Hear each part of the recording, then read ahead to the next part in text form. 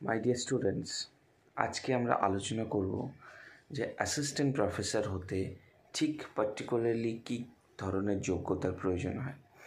এই ভিডিওটি বা এই কথোপকথনটি শুধুমাত্র তাদের জন্য যারা একদম নিউকামার, যারা কলেজ সার্ভিস কমিশনে অ্যাসিস্ট্যান্ট প্রফেসর হতে চাইছো কিন্তু এখনও কী পদ্ধতি বা কী ধরনের সিস্টেমেটিক ওয়েতে পড়াশুনো করলে বা কী ধরনের সিস্টেমেটিক ডিগ্রিগুলো কমপ্লিট করলে তুমি এইখানে আসতে পারবে, তো সেই বিষয়ে আজকে পূর্ণাঙ্গ একটি আলোচনা করব।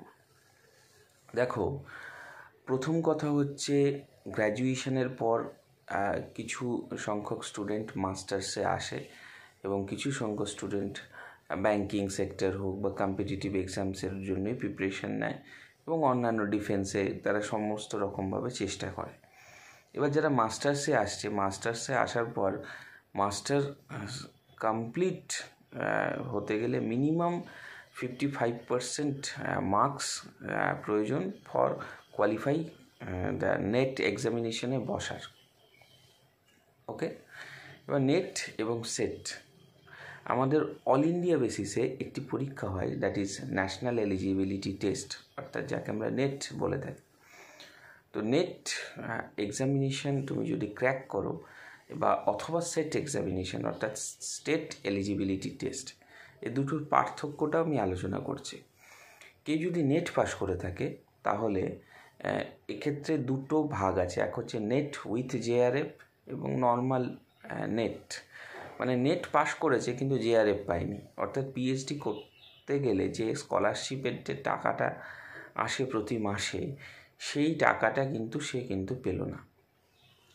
এটা হচ্ছে নেট পরীক্ষার মূল বেসিক সুবিধা। তুমি যদি নেট ক্লিয়ার করে থাকো তাহলে কিন্তু তুমি ওই স্কলারশিপের যে তুমি যখন পিএইচডি পারসিউইং করছো প্রতি মাসে একটা জেআরএফ এবং পরবর্তীকালে এসআরএফ হিসেবে কিন্তু একটা টাকা তুমি পাবে। ক্লিয়ার?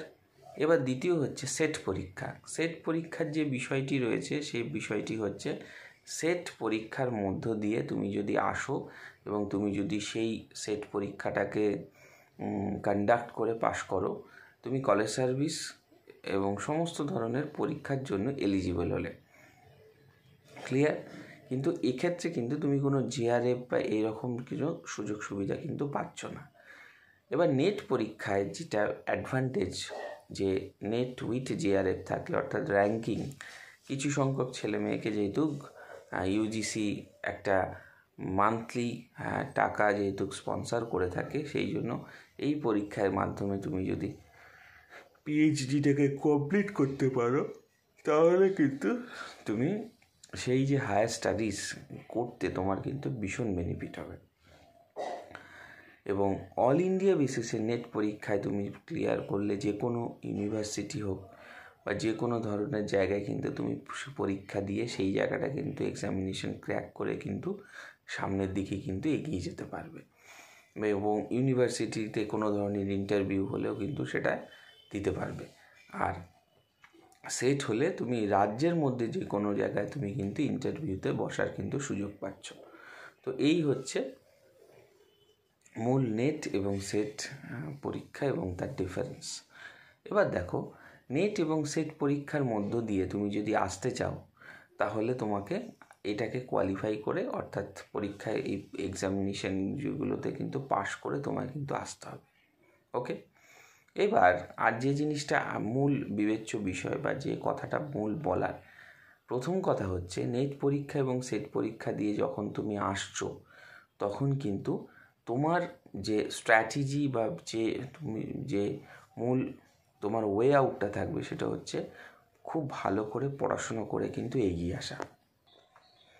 এরপর তোমাকে পিএইচডি এখনও পর্যন্ত ম্যান্ডেটারি হয়নি ফর অ্যাসিস্ট্যান্ট প্রফেসর, কিন্তু পিএইচডি তুমি যদি করলে বা করা থাকলে যে সুবিধাটা পাওয়া যায় সেটা হচ্ছে যেহেতু এখন ইন্টারভিউতে প্রচুর সংখ্যক ছেলে মেয়ে পিএইচডি কমপ্লিট বা পিএইচডি রানিং অবস্থায় রয়েছে।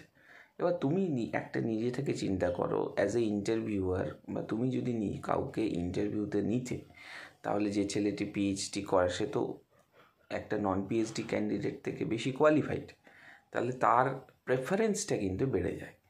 ওই জন্যে কলেজ সার্ভিস কমিশনে যারা মোটামুটি পিএইচডি থাকে তাদের গ্লোরিয়াস চান্স থাকে যে সেই জায়গায় কিন্তু অ্যাচিভ করার।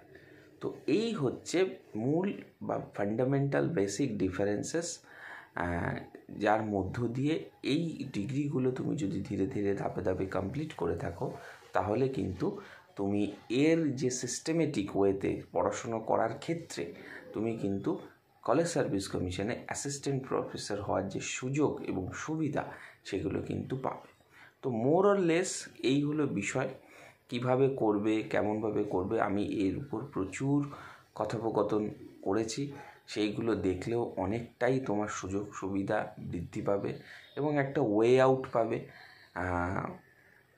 যে কীভাবে কী পদ্ধতিতে কী সিস্টেমেটিক ওয়েতে এইগুলোকে করতে হয়, কী রকমভাবে সামনের দিকে এগিয়ে নিয়ে যেতে হবে তোমার নিজের। দেখো, সুযোগ বা পরিস্থিতি মানুষের জীবনে খুবই কম থাকে, এটা তার লাক বলতে পারো, কিন্তু সেই সুযোগ বা পরিস্থিতিকে তুমি যদি কাজে লাগাতে পারো একটা কোনো না কোনো একটা অপরচুনিটি কিন্তু ঠিক একটা অপরচুনিটি আসে। তো সেটাকে ম্যাক্সিমাম বা 100% ওয়েতে তুমি যদি কার্যকর করে সামনের দিকে এগিয়ে নিয়ে যাও অবশ্যই তুমি কিন্তু সাকসেসফুল হবে। এটা মূল বিবেচ্য কিন্তু বিষয়।